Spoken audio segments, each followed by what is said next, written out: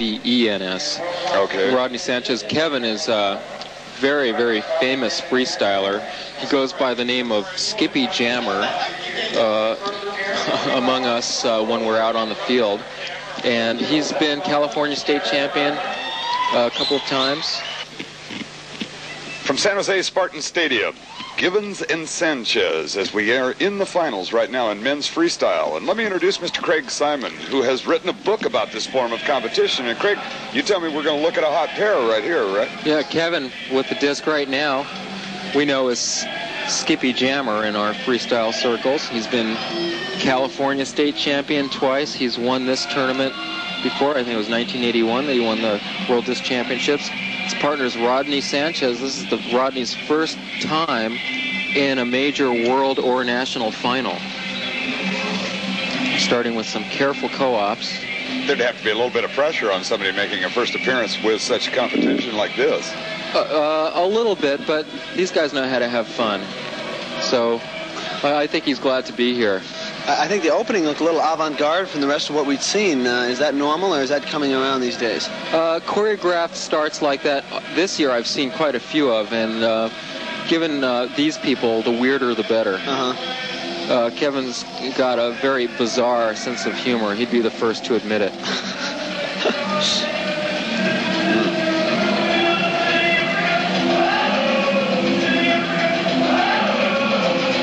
Difficult set on the co-op there. It really calls for a loose wrist to twist that far under the leg.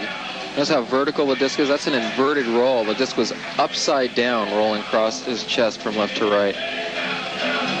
They're using a lot of cooperative passes, keeping the disc flat. Now there's a rim delay, but even still the disc came out fairly flat. The catch there was, I think it's called an analogous catch. Kevin, with the disc right now, is responsible for making up most of the weird names that we know in freestyle. Indigenous, analogous. We'll hear some more. Guidus, of course. Biff Gnarly. Biff Gnarly roll there. There's a flawed throw. That's very for all the Valley difficult girls. extension. Turning to a behind the back catch. A quick catch, and back to Z's. When the disc is spinning like that, we say that it has Z's. Turning to a behind the head catch there. Low behind the head catch. Change of music. When they spray these with a silicone spray, they just spray the inside or the underneath part, or? I think they probably spray the whole thing, because we touch every surface of the disc. You'll probably see them delay it upside down. There's certainly a lot of delaying inside the rim in the place called the ditch, you know, the corner just between the flat flight plate and the rim. So the whole thing is covered with silicone. Well, then also, isn't the competitors' hands quite slippery too? They do get pretty slippery, yeah, and sometimes they get wet. Now, some players don't like to get too wet because they think that it interferes with the control, and some use that to hydroplane on the disc, using the surface of the water to make it even more slippery. It's a matter of taste. But I've seen players actually spray silicone on themselves, although that's not very common at all.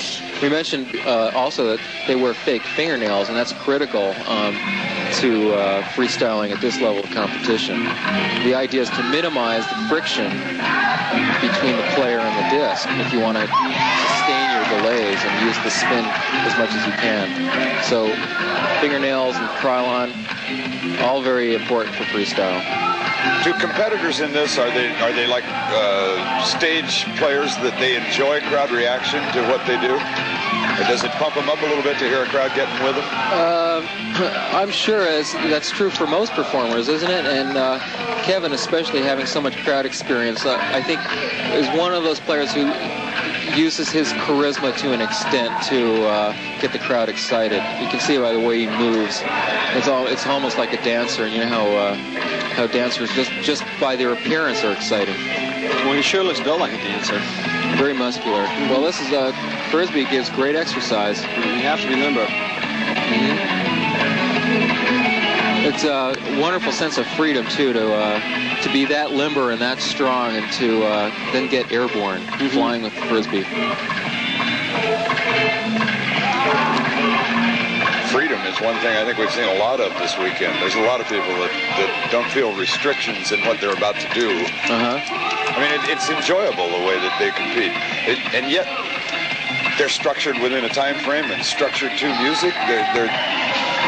Now, Kevin just pulled off a very good, difficult combination. I'm sure the judges would have appreciated combining against the spin, some brushing, and then finally a Gaitis catch. And Rodney going for a very difficult analogous catch there, spin into analogous. So Kevin's putting a lot together right now. There again is against the spin, right in front of the camera, rolling, or I should say brushing, and turning into a triple fake. What was that they just said over the... The last throw. That means this is the last combination of the routine. So there's their co-op. Bad luck. Up, and he takes another throw for good luck.